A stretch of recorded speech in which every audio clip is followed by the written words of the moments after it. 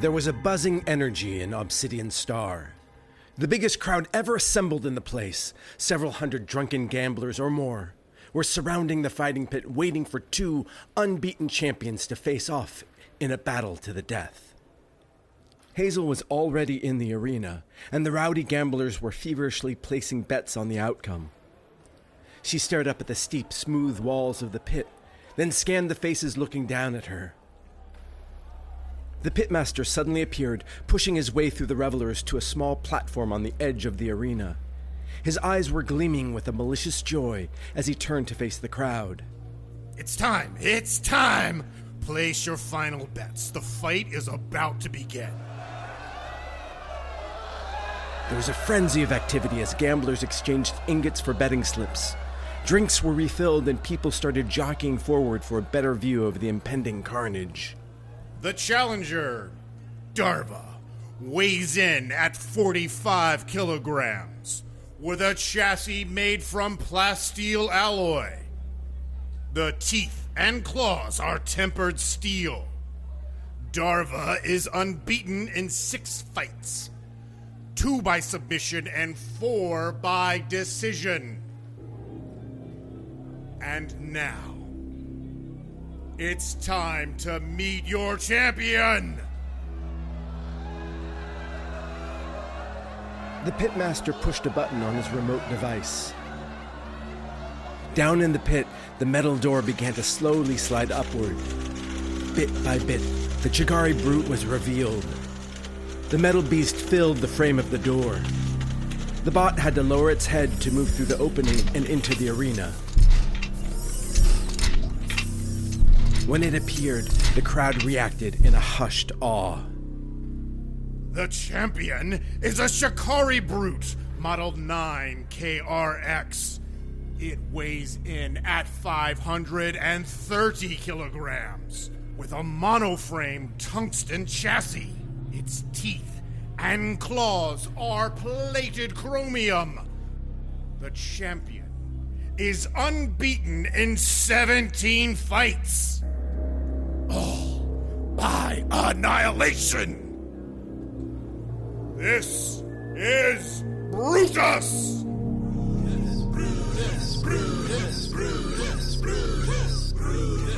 Pitmaster raised his fist into the air. Darva versus Brutus. Who will be the victor and who will be scrapped? Are you ready? Are you ready? Are you ready? Let the battle begin! The pitmaster pushed a button on the remote device, and Brutus immediately charged at Hazel. Even for a monster of immense size, the brute's speed was astonishing.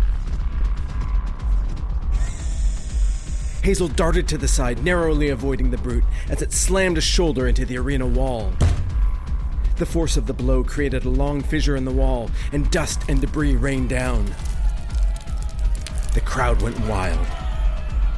The brute turned quickly and swiped at Hazel with sharpened tungsten claws. Hazel danced backward, but the brute was already swinging the other paw down over the top. Hazel moved at the last second, and the claws raked the wall again, gouging long cracks in the stone. The crowd was howling with bloodlust now. Hazel jumped to the opposite side of the arena and scanned the brute for a weakness.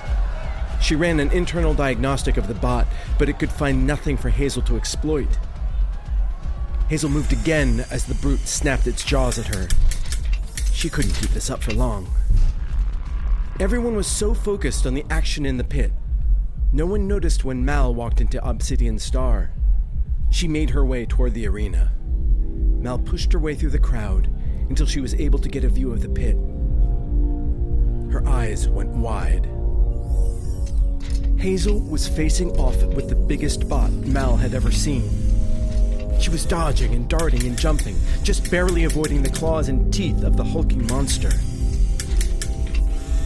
Down in the pit, Hazel paused. Her scent receptors picked up something in the air. She looked up and saw Mal in the crowd. The brute swiped at the ground beneath Hazel and launched her into the arena wall. It was a glancing blow, but still strong enough to daze Hazel as her computer rerouted power to a damaged hindquarter. She got to her feet quickly and jumped clear before Brutus stomped down on the spot she had just been. Mal scanned the arena area and saw the pitmaster on the platform. Thinking he must be the man in charge, Mal ran towards him and tugged at his cloak. Stop the fight! The pitmaster turned to her in confusion. It'll be over soon enough. Please, stop it. I can pay you whatever you want. Just stop the fight. The pitmaster studied her for a moment, then laughed and dismissed her with a wave of his hand. Mal went back to the edge of the arena and watched as Hazel avoided the brute's attacks. Her limp was getting worse. It was only a matter of time. But Mal wasn't the only outsider present in Obsidian Star. Down below the arena, a man slipped into the bot kennels. It was the older miner from the Spelunker.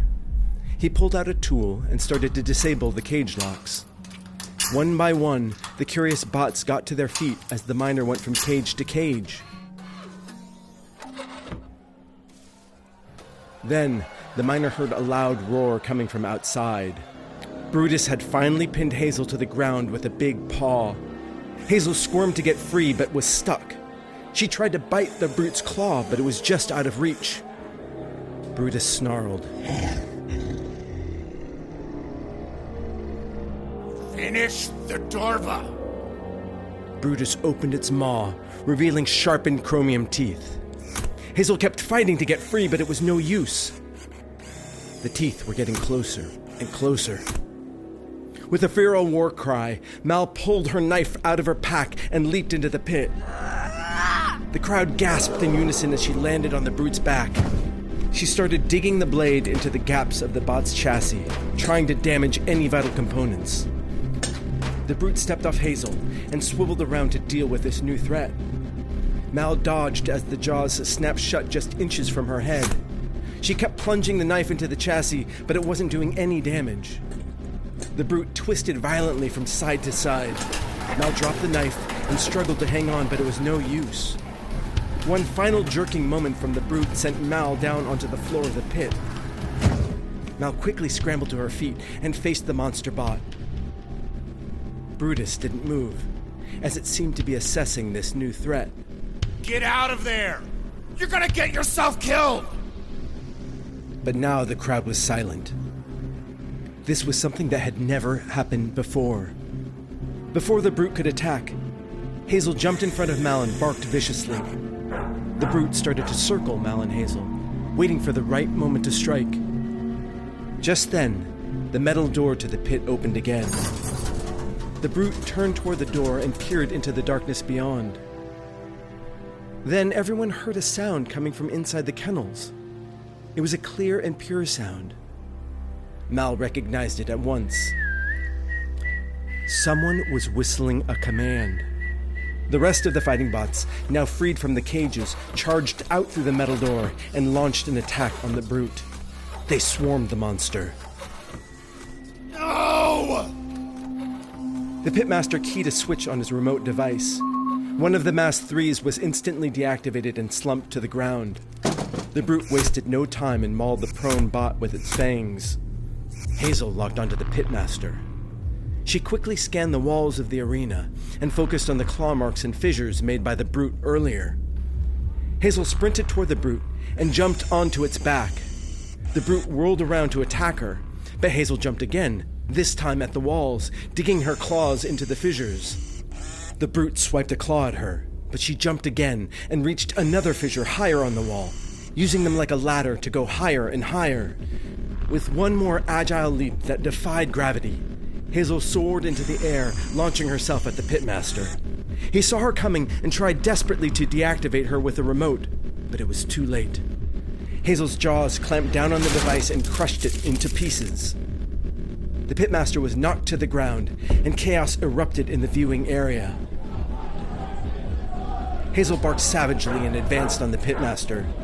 Gamblers shouted with fear and ran for the exits. The pitmaster scrambled away on all fours, then got to his feet and fled. Down in the pit, The bots held the brute in place by biting different points on the chassis and holding it in place. Brutus was making a pitiful sound like a whimper. It had never been in this position before and wasn't used to being dominated. The old miner stepped out into the pit and approached Mal. I know you. You were at the spelunker. You're a long way from home, Miss Locke. Do I know you? You can call me Deke. I'm a friend of Ace's. Ace? Do you have any idea where he is? Not at the moment. But, as I'm sure you know, that Darva bot will help us find him. Hazel. Her name is Hazel. As if she'd heard her name, Hazel jumped back down into the pit, landing next to the defeated brute. Hazel walked toward the pitiful giant. Hazel! No! She moved toward Hazel, but Deke stopped her. She's fine. Hazel knows what she's doing. Hazel locked eyes with the brute, staring at it for a moment. Then, she turned to the other bots and barked at them. Slowly, one by one, the bots released the brute. Once freed, it pushed itself into the far wall of the arena and cowered there. We should leave now. Sentries will be coming. We need to get as far away from here as possible. Deke left through the metal door and whistled a command. The other bots followed him out. Mal knelt down next to Hazel and ran her hand along her plasteel chassis. Aw, it's good to see you, girl. I've missed you so much. Hazel barked back at her and opened her mouth in what seemed to look like a smile. Let's go find Ace. What do you say? Hazel barked and then followed Mal out of the arena.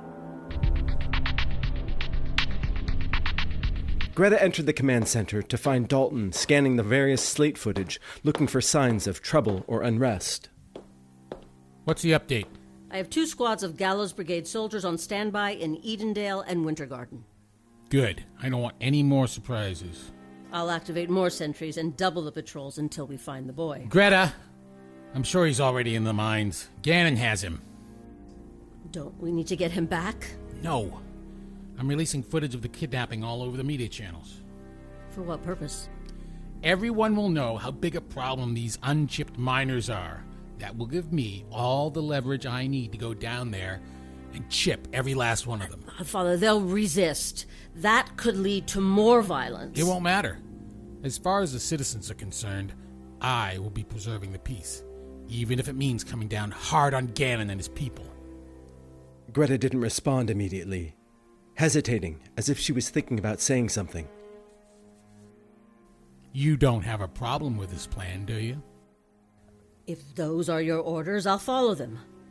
What do you want me to do? Mal's actions at the trial made it clear that she has a soft spot for this boy. I need her to make an appeal to the miners for his release. Make it emotional. I want to broadcast it at the same time as the kidnapping footage. Control the narrative. Control the masses. Yes, sir.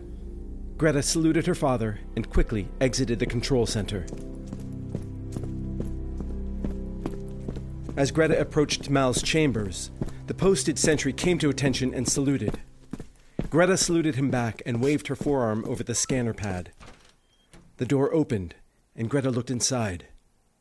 The room was empty. Mal wasn't there, but someone was laying on the floor behind her bed. A sentry. Greta knelt next to the man and checked his pulse. He was breathing, but out cold. She rolled him over. Wake up! Wait, what happened? Where's my daughter? I don't know. She called me in here and then... I don't remember. How could you let this happen? On your feet! The sentry slowly stood up, trying to regain his bearings. Where did she go? I don't know. Go find your supervisor and activate all the sentries. I want her found! Yes, ma'am. Greta quickly pulled out her VCOM and logged into Mal's biochip status. She scanned the data, but it hadn't been triggered once. Greta shook her head. What are you up to, Malin? When Ace and Carter arrived at Obsidian Star, there were 4 sentries on the scene. 2 of them were tending to the dozen or so wounded gamblers.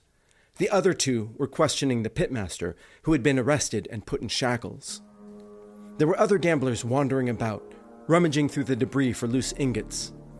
In the aftermath of the bot's escape, gamblers had rioted and started fires. It was a mess. After splitting up with the miners, Carter had found a disguise for Ace, fitting him with a loose cloak to obscure his face and his optics goggles. It hadn't taken them long to hear about the incident at Obsidian Star. They bumped into one of the fleeing gamblers who mentioned a Darva model going on a rampage. When Ace heard that, his heart started racing. It had to be Hazel. But now, as they walked around the arena, there was no sign of Hazel. I don't think your bot is here. Keep looking. She's smart. She might have found a hiding spot when the sentries got here. As they passed by the pitmaster, they could hear him pleading his case to the sentries. Hello, Hey, it's not my fault. It was some teenage girl. She caused all of this. That's hard to believe. It's true. She showed up. She tries to stop the fight. And... look at my fighting pit! It's destroyed! A girl. What does she look like? Short hair, dark, I don't know, a teenage girl. When you find her, she is going to pay for this! The sentries stared at each other for a moment, but said nothing. One of them turned back to the pitmaster. Which way did she go? I don't know. She fled into the tunnels with my entire stable of fighters. What would a teenager even want with fighting bots? What is Subterra becoming? But my Brutus went after them. My prized bot. Brutus. It'll find them. Carter and Ace continued on and walked down toward the kennels, ducking inside. The cages were all empty, doors wide open. Ace walked to the far end of the kennels and saw the crushing machine. He looked inside and saw the mangled remains of a bot. Ace powered up the crusher and pulled a lever to raise the steel plate. He used his optics light to inspect the crushed bot. He reached in and pulled something out. It was a metal ear with the same exact dent as Hazel's. He sank to his knees, then pounded his fist against the crusher machine. No! No! Hazel! Carter grabbed Ace's shoulders and pulled him to his feet. We have to go, Ace. Hazel, I can't believe she's gone. Ace, I know how much she meant to you. Maybe it's not her ear. Maybe she somehow got away. She could be hiding in the tunnels. We should scour the area and use the whistle command to... 2 sentries noticed Carter and Ace by the kennels, one of them pointing in their direction. Carter turned to Ace. We have to leave. If they find out who you are, they'll kill you. Let's go, Ace. Now! Just then, they heard the kennel door open, and bioluminators started sweeping back and forth. Carter and Ace quickly and quietly exited out the other side of the kennel and left Obsidian Star.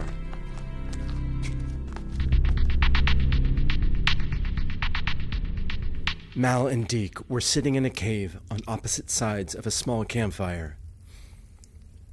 They were taking a rest after a long trek to get as far away from Obsidian Star as possible.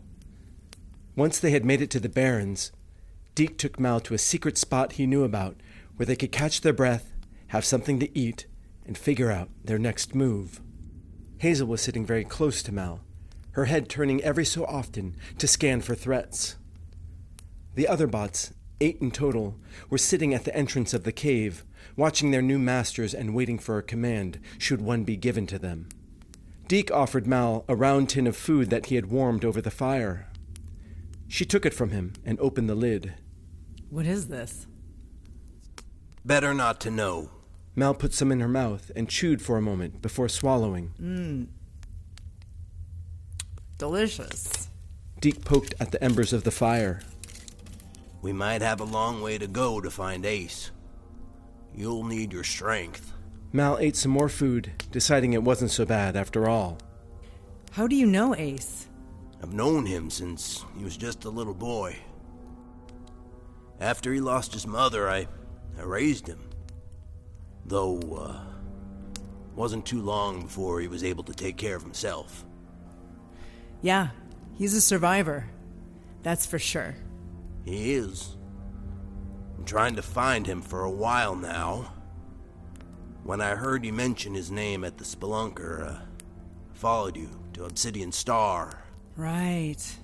I owe you for that. You saved my life. You don't owe me anything.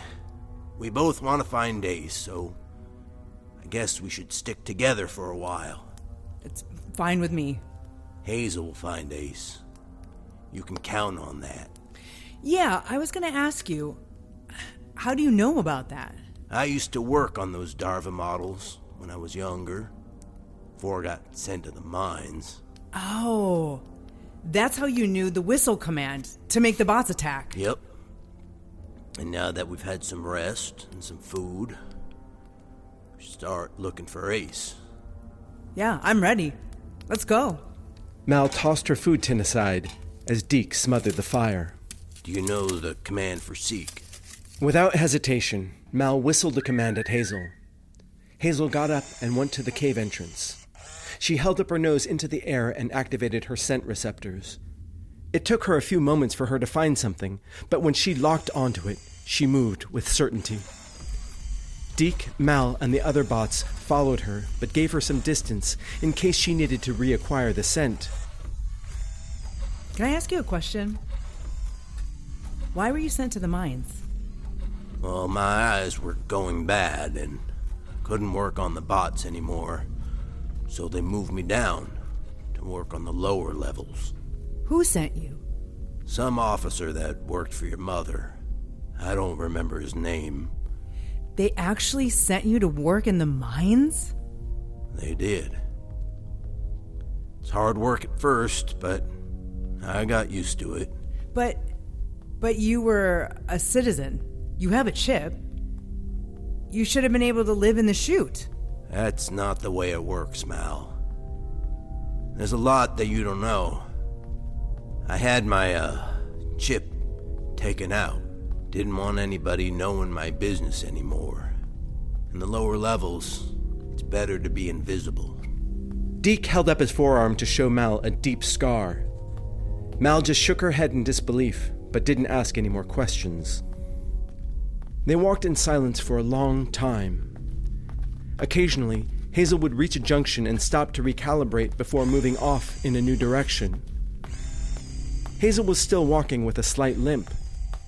Deke had patched her up after leaving Obsidian Star and oiled her leg, but it was definitely slowing her down. Mal studied Hazel as she worked. The intelligence of that bot never ceased to amaze Mal. Her rational mind told her that Hazel was programmed for this function. Finding its owner was just code on her hard drive. But something about the way Hazel looked at her when they were reunited in the fighting pit, her heart told her that Hazel had an emotional connection with her and Ace. It wasn't just her programming. There was something else involved. Could a bot learn to love its master? Some people, like her mother, would probably call her crazy for thinking such a thing. But Mal didn't care. The thought made her happy, and that was all that was important to her. She looked forward to seeing Ace and Hazel reuniting, and the thought just made her more sure that she was doing the right thing, even if she was breaking the rules. If all went well and Hazel kept following Ace's scent, that reunion would be happening soon. But only if they could stay one step ahead of the sentries, and if she could avoid triggering her chip. Suddenly, Hazel stopped walking. Mal stopped too and waited. Maybe she had to recalibrate and find Ace's scent again. But her head was not up in the air. It was pointed down at the ground. Then, without warning, Hazel keeled over and landed on her side. Hazel! Mal ran to Hazel and knelt down next to her. Oh, what's wrong, girl? Hazel's eyes were open, but it seemed as if she couldn't move her limbs. Hazel's tail wagged slightly, and her eyes stared up at Mal. Deke joined her and looked her over, trying to diagnose the problem.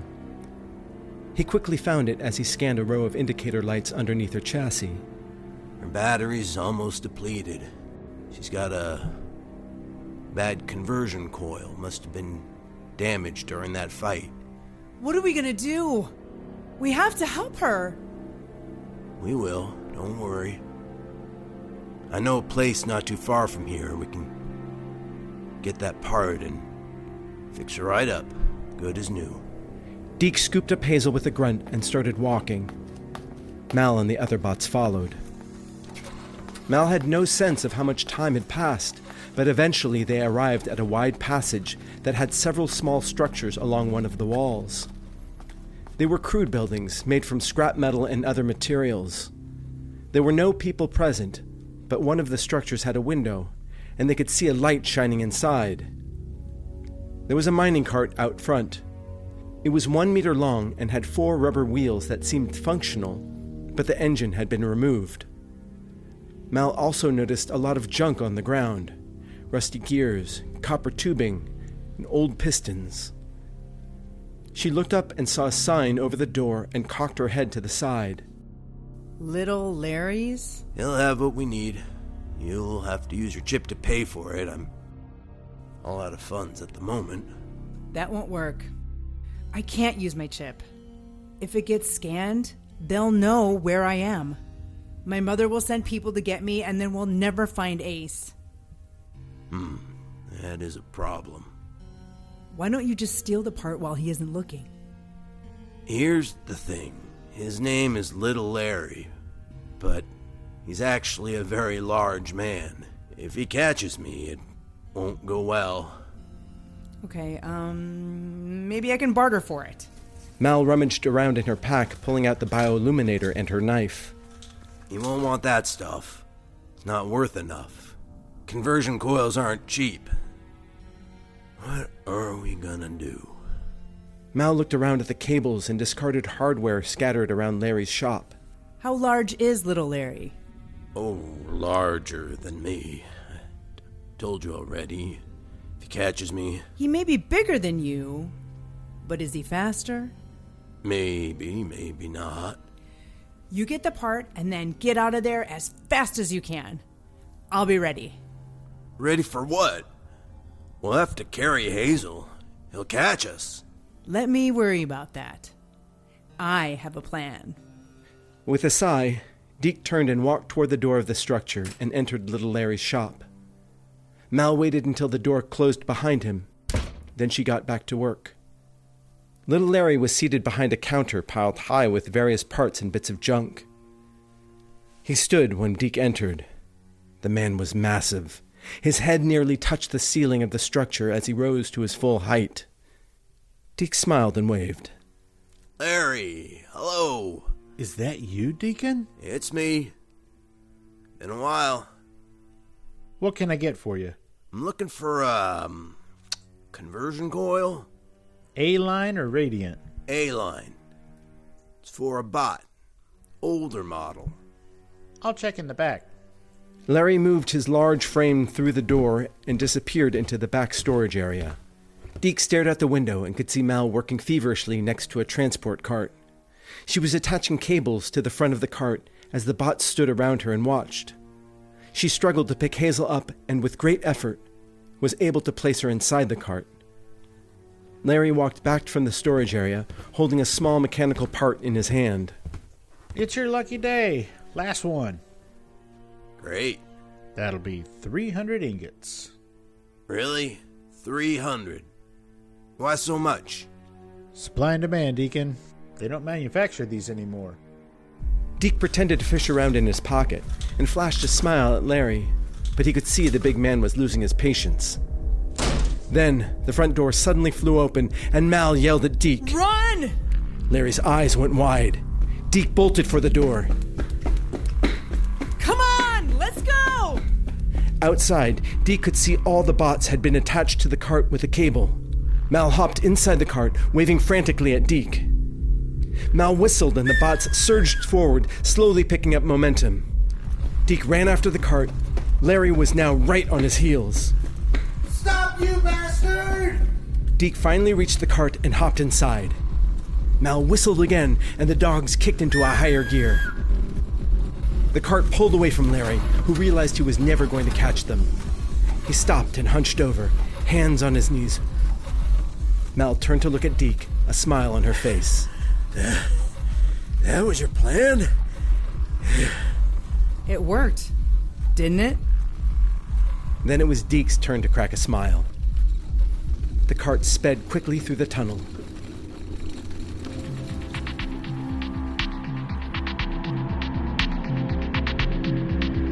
Ace and Carter had hardly spoken since leaving Obsidian Star. Ace was still thinking about Hazel. Multiple people had told him about a Darva model fighting in the pits. The dented ear he found in the crusher was very similar to Hazel's ear. But if she had been alive and if she had escaped, then why didn't she come looking for him? She was imprinted to his scent. If he was anywhere nearby, she would have come to him. The only logical explanation why she didn't seek him out was that she had been damaged fighting a bot and then crushed because she was beyond repair. Ace's heart sank again as a fresh wave of grief and pain washed over him. When they entered Hell's Gate, Ace stared at the lava vats and remembered how Hazel had saved him from the Mass 7. How could she be gone? It seemed impossible, but he knew he would have to come to terms with it sooner rather than later if he was going to survive. He had to focus on the here and now. He knew Carter wasn't telling the whole truth. He didn't know why Gannon and the miners wanted him. Why would they take such a risk to steal him away from Dalton and his judgment? They approached a large stone archway that marked the entrance to the mines. Someone had scrawled something on the rocks above the arch. Ace turned to Carter. What does it say? All hope abandon, ye who enter here. They traversed the wide main shaft for a while, then came upon a series of metal ladders bolted into the rock. They climbed down several levels to another shaft and continued on. Soon, they started to encounter miners, 1 or 2 at first, then some working parties of 5 or more, and eventually entire shift changes of 40 workers or more. At first they ignored Carter and Ace as they passed, but as they continued on, more and more of the miners were noticing Ace, staring at him, realizing he was finally there in the mines. A buzz started to build. A teenage girl saw Ace coming and then turned around and ran back down the tunnel. He could hear her voice echoing from some distance away. He's here! He's here! The tunnel opened up into an immense, hollowed-out chamber. Ace could see dozens of structures and colossal mining vehicles. Hundreds of people were gathered around, staring at Ace as he approached. A chant started to build up, soft at first. But as more miners joined in, the chant became louder and louder. Ace realized they were saying his name. Ace had never had a feeling like this before. Everyone seemed to know him and admire him for some reason. Then he noticed a man in the central square of the village. He was tall with a long gray beard. Though his clothing was similar to the rest of the miners, his bearing and posture set him apart as a leader. Carter took Ace directly to him. The miners were now shouting Ace's name as he got closer and closer until he was standing right in front of the man. He held up his hand and the chanting faded away into silence. Ace, this is Gannon, leader of the miners and defender of the unchipped. Gannon smiled at Carter, then turned to Ace. Those are my official titles, but you can just call me Gannon. It's a pleasure to finally meet you, Ace the Savior. Gannon extended his hand. Ace paused briefly, then clasped it in greeting. You can just call me Ace. Nice to meet you. Welcome, Ace. We've been anticipating your arrival. It was a long journey. Your story has given us hope. You have lived in the forgotten, dark places of Subterra, Ace. You know the struggles we endure. Our lives, they have no meaning to the citizens of the upper reaches. Why did you bring me here? Why did I bring you here? Because you are one of us, and we could not sit back and watch as Dalton made an example of you. We watched your trial. We saw how you stood firm against the locked tyranny, and you told the truth. It inspires us all. The gathered miners once again started chanting Ace's name. Gannon leaned closer to Ace. I will give you a tour of this place later. Everyone is eager to meet you, but for now, you need to rest. Carter will show you to your quarters. Ace nodded at Gannon, then followed Carter into the village. The miners parted to make way for Ace. He could see them looking at him with reverence and admiration. Ace still couldn't believe what was happening. Maybe he was still in his cell, and this was all a dream. You see, Ace?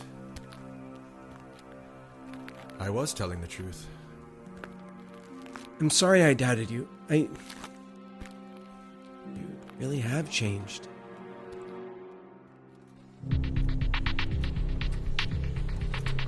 The bots had been running at full speed for over an hour, pulling Mal and Deke in the mining transport across several kilometers of tunnels, shafts, and transit corridors. We should stop. I can repair Hazel, and she'll let us know if we're on the right path. Mal applied the brakes to the minecart, then whistled a command at the bots. They slowed down gradually, then came to a stop.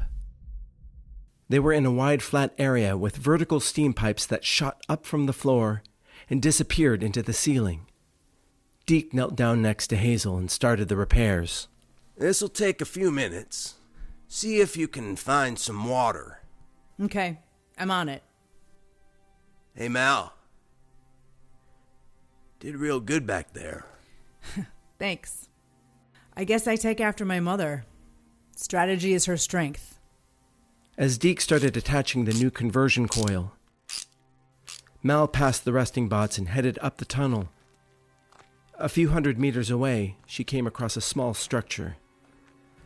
As she approached it, she saw that there was a water spout outside of the building. She quickly filled up her water container. As she got to her feet, she looked inside the window.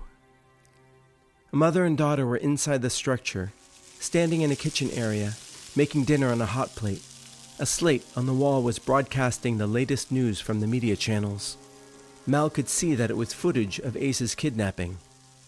She leaned forward to get a better view, suddenly very interested in seeing what had happened. She could see miners attacking the sentries and Ace backing away from them. Then she saw another miner, this one wearing a heavy cloak. He grabbed Ace and seemed to be having a conversation with him. The camera zoomed in on the cloaked miner as he pulled back his hood. Mal audibly gasped. Carter! How is that possible? Mal turned and ran back to the mining transport at a full sprint. As she neared the transport, she could see that Deke had repaired Hazel, powered her on, and was attaching her to the front of the cable to lead the sled dogs. He looked up when he saw Mal barreling towards him. What's wrong? Trouble? Carter, he's got Ace. She climbed into the transport. Deke was right behind her. Who's Carter? I can tell you on the way, but we need to go, now! Mal whistled and Hazel surged forward, leading the bots into a full sprint as the transport rumbled down the tunnel.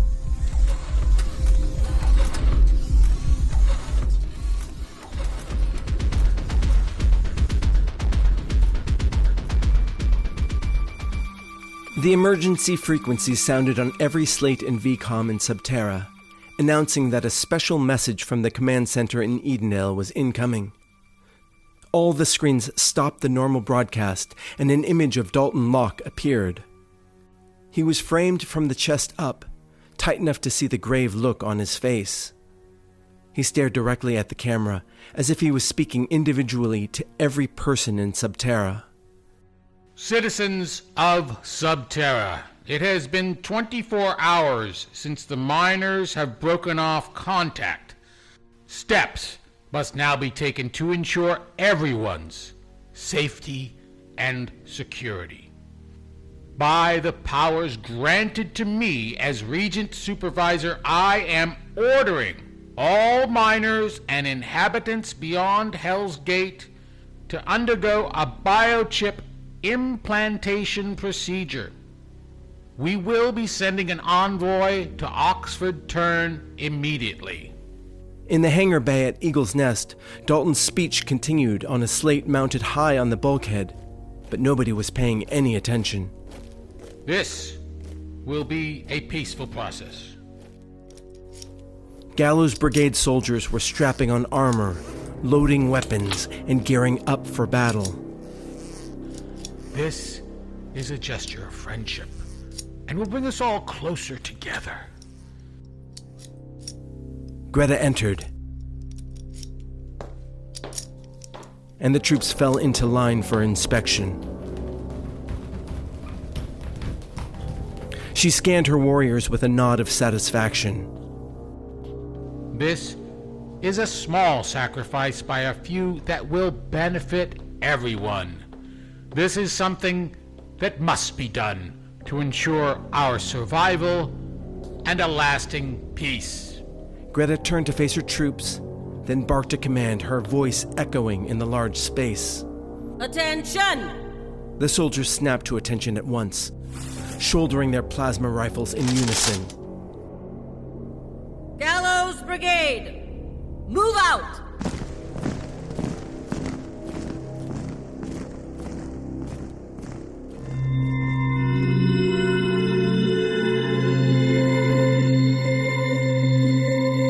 Subterra, written and produced by Steve Krueger and Warren Davis. Narrated by Marty Yu. Performed by Cece Boyce, Jenette Goldstein, Kyle Borneheimer, John Sylvain, Doug Perkins, Hugh Fink, Matt Williams, Steve Krueger, and Marty Yu.